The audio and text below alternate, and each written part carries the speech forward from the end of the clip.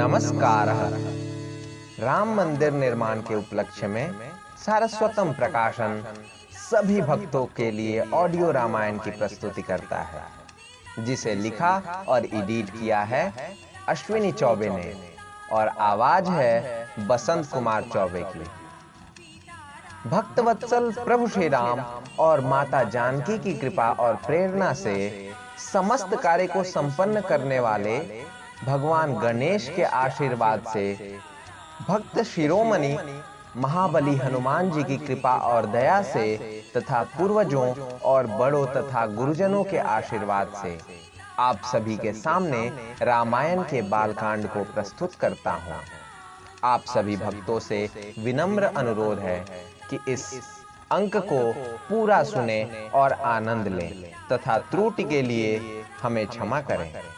चलिए इस कांड को शुरू करते हैं। जय श्री राम। रघु के कुल में एक महान राजा हुए। राजा दशरथ बहुत ही प्रतापी और साधुत्व की प्रतिमूर्ति थे। चक्रवर्ती महाराज दशरथ, इनकी राजधानी अयोध्या थी। उनके शासन में प्रजा को किसी भी प्रकार का कोई कष्ट न था। महाराज दशरथ हर तरह से तो पूर्ण थे, परंतु एक दुख था जो महाराज को बहुत परेशान किए था। उनकी उम्र वृद्धावस्था पर थी, पर उन्हें कोई संतान न थी। यही दुख महाराज की चिंता का कारण था। महाराज भगवान सूर्य के वंश के थे, इसलिए सूर्य को नमस्कार करके पुत्र प्राप्ति के लिए उन्होंने प्रार्थना की। महर्षि वशिष्ठ ने उन्हें आशीर्वाद दिया कि महाराज, आपके एक दो नहीं 4 पुत्र होंगे जो इस संसार का उद्धार करेंगे। आप पुत्र प्राप्ति के लिए यज्ञ करवाइए। यज्ञ संपन्न हुआ। अग्निदेव प्रकट हुए और एक कटोरे में खीर देकर कहा, इसे अपनी रानियों को खिला देना। महाराज दौड़कर अपनी तीनों रानियों के पास गए और माता कौशल्या को खीर देते हुए बोले, तुम तीनों आपस में बांटकर खा लेना इसे। 9 महीने बाद माता कौशल्या से श्याम रंग के कमल के समान अत्यंत तेज वाले बालक ने जन्म लिया। माता सुमित्रा ने 2 पुत्रों को जन्म दिया और सबसे छोटी माता केकई ने 1 पुत्र को जन्म दिया। चारों पुत्रों की जन्म की खबर सुनकर महाराज अत्यंत खुश हुए। उन्होंने ब्राह्मणों को गौदान किए, सोने चांदी आभूषण बहुत कुछ दान दिया। पूरी प्रजा में उमंग था, सभी बधाई गीत गा रहे थे। चारों भाइयों का नामकरण किया गया। बड़े भाई का नाम राम रखा, दूसरे का नाम भरत, उनसे छोटे लक्ष्मण और सबसे छोटे का नाम शत्रुघ्न रखा गया। चारों भाई अब बड़े होने लगे। माताएं चारों भाइयों को पालने में सुलाती। राजा दशरथ यह सब देखकर बहुत प्रसन्न होते। कभी कभी चारों भाई महाराज की गोद में एक साथ बैठने की जिद करते तो महाराज दशरथ सिर्फ उन्हें देखकर मुस्कुराते थे। कभी कभी माताएं और स्वयं महाराज भी चारों भाइयों को साथ खेलते, लड़ते झगड़ते देखकर अत्यंत मग्न हो जाते थे। बालक अब बड़े होने लगे। महाराज ने उनका जनेऊ संस्कार करके उन्हें महर्षि वशिष्ठ के पास पढ़ने भेज दिया, जहां उन्हें सभी प्रकार से पूर्ण किया गया। महर्षि ने उन्हें तीर चलाना, उपनिषद, वेद, राजनीति की शिक्षा दी। जब वे चारों राजकुमार पूर्ण तरह से दीक्षित हो गए तो उन्हें वापस राजमहल में भेज दिया गया। एक बार सभा में महर्षि विश्वामित्र पधारे। उनके आने की खबर सुनकर महाराज स्वयं उन्हें लेने गए। उन्हें खुद के आसन पर बैठाया, उन्हें सतोचित सत्कार किया और उनके आने का कारण पूछा। महर्षि ने बताया कि ताड़का नाम की राक्षसी और उसके पुत्रों ने हमारा जीना मुश्किल कर रखा है। हमारे यज्ञ को विध्वंस कर देते हैं, यज्ञ में मांस मदिरा फेंक देते हैं, ऋषि मुनियों को मारते हैं, खा जाते हैं। उनके नाश के लिए मैं दोनों राजकुमार राम और लक्ष्मण को अपने साथ ले जाना चाहता हूँ। महाराज घबरा गए और बोले, प्रभु ये बालक हैं, मैं आपके साथ स्वयं चलता हूँ ना, और उन राक्षसों का सर्वनाश कर देता हूँ। मेरे बालकों पर दया करे प्रभु, वो उन दैत्यों का सामना करने में असमर्थ हैं। महर्षि विश्वामित्र ने उन्हें राम और लखन की वास्तविकता बताई। तब जाकर दशरथ जी ने श्री राम जी और लक्ष्मण जी को महर्षि के साथ भेजा। महर्षि श्री राम और लखन जी के साथ अपने तपोभूमि, जिसे आज बक्सर के नाम से जाना जाता है, वहां पधारे। यज्ञ की शुरुआत की गई और यज्ञ के धुएं को देखकर ताड़का वहां आ गई। प्रभु ने उसे मुक्ति प्रदान की।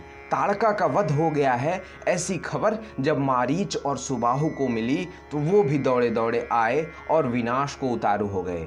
सुबाहु को तो प्रभु ने मुक्ति दी और मारीच को एक तीर में समुद्र तट के पार गिरा दिया। इस तरह से महर्षि विश्वामित्र का प्रयोजन पूरा हुआ। कहानी आगे बढ़ती है। श्री राम और लक्ष्मण वहीं कुटी पर ठहर गए। एक दिन महर्षि विश्वामित्र आराम कर रहे थे और राम लक्ष्मण जी उनके पैर दबा रहे थे। तभी एक शिष्य ने खबर सुनाई कि महाराज विदेहराज जनक जी स्वयंवर कर रहे हैं, जिसमें आपको आमंत्रित किया है। महर्षि ने कहा, राम लक्ष्मण, महाराज जनक हमारे परम मित्र हैं और उन्होंने स्वयंवर रखा है। मैं चाहता हूं तुम दोनों भी हमारे साथ वहां चलो। महर्षि श्री राम और लक्ष्मण जी जनकपुर की ओर चल दिए। रास्ते में जाते वक्त उन्हें गौतम ऋषि की कुटी मिली। सामने एक शिला पड़ी देखकर श्री राम ने महर्षि विश्वामित्र से पूछा, महर्षि ये शिला कैसी है? विश्वामित्र ने बताया कि हे राजकुमार, ये अहिल्या हैं और ये गौतम ऋषि की श्राप की वजह से शिला का रूप धारण कर रखी है। आप अपने चरण रज प्रदान करके इनका उद्धार करें। श्री राम ने ठीक वैसा ही किया और अहिल्या माता का उद्धार हुआ। महर्षि राम लक्ष्मण सहित जनकपुर पहुंचे, जहां उन तीनों का सत्कार किया गया।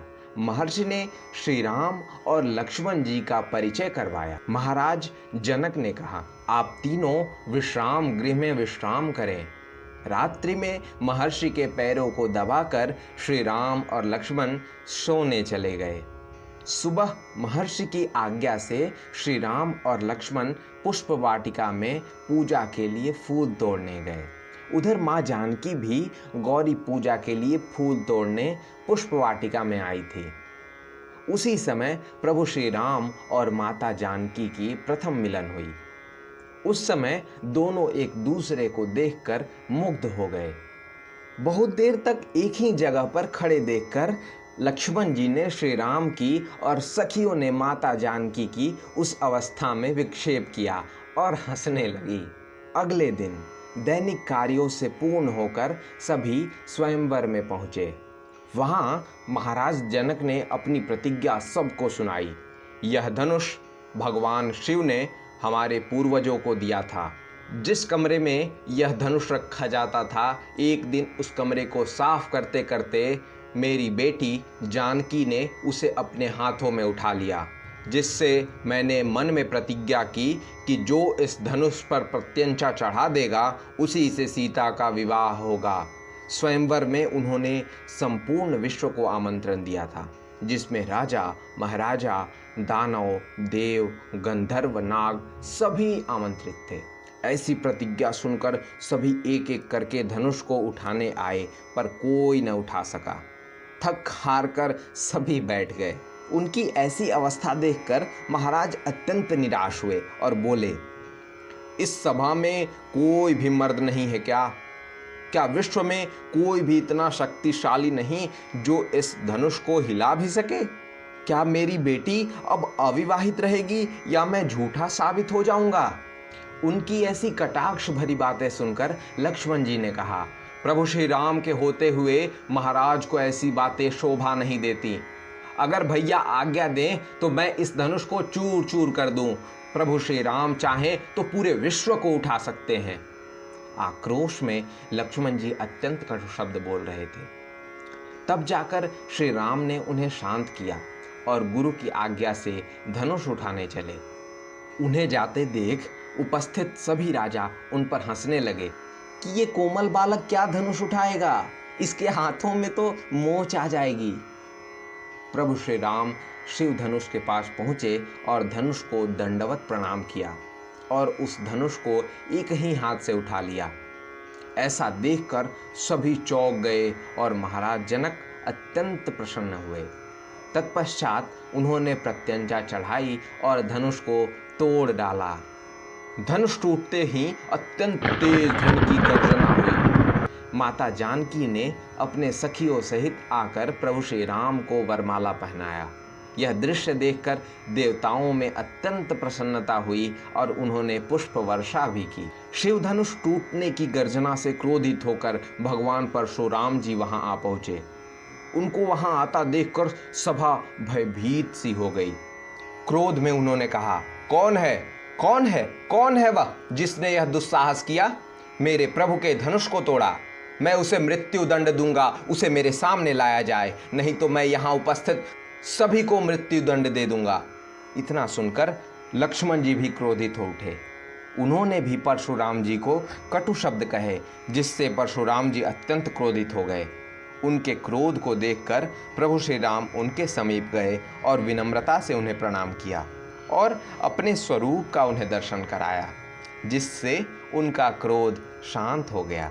भगवान परशुराम ने नारायण का दिया हुआ धनुष श्री राम जी को दिया और कहा कि इस पर तीर साध के दिखाओ, जिससे मुझे पूर्ण विश्वास हो जाए कि तुम ही नारायण हो। राम ने वैसा ही किया और उसके बाद परशुराम जी तपस्या को चले गए। महर्षि विश्वामित्र की आज्ञा से राजा जनक ने महाराज दशरथ को पत्र लिखा, जिसमें उन्होंने सारी बातें कहीं और अपने चारों पुत्रियों का विवाह उनके चारों पुत्रों से करने का अनुरोध भी किया।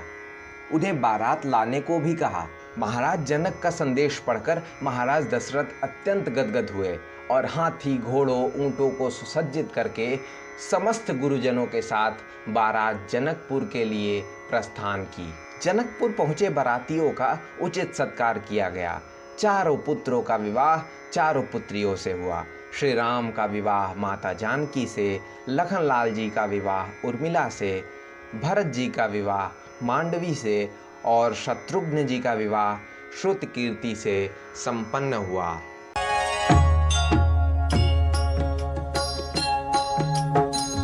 सीताराम चरित अति पावन, मधुर सरस अरु अति मन भावन।